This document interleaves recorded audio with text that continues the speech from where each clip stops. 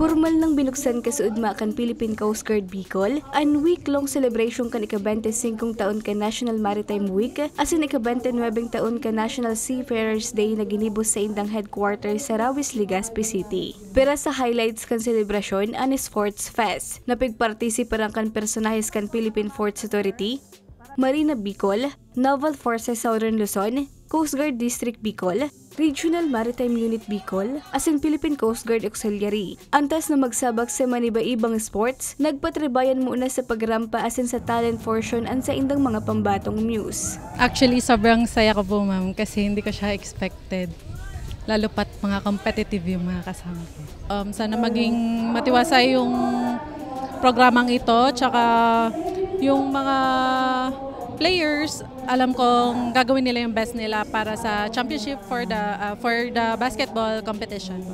Obheto ka ni Sports Fest na mas maging pusog ang sa indang pag-iribanan asin mas magkaigwa ng pagkakataon na mas magkabiristuhan.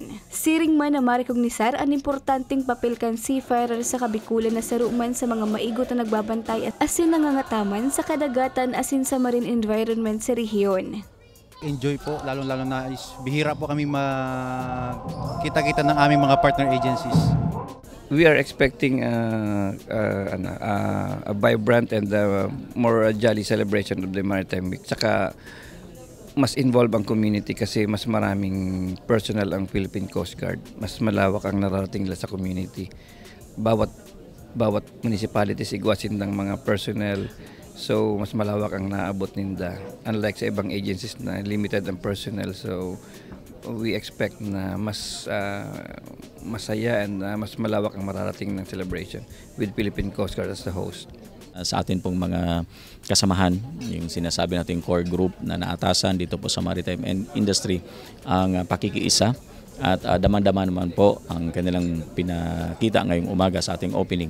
At maganda po ang samahan dito sa atin sa rehiyon, sa Bicol ng mga organizations o mga ahensya na naitalagang maging tagapaglingkod o tagapagbantay at tagapag-implement ng mga batas. At sama-sama po kaming magtutulungan upang mapanatili ang kapayapaan at kasiguraduhan, lalong-lalo na po sa ating maritime industry.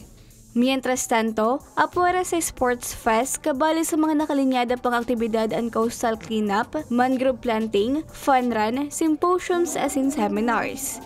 Para sa mga baratang tatak Bicol, Regine Boy.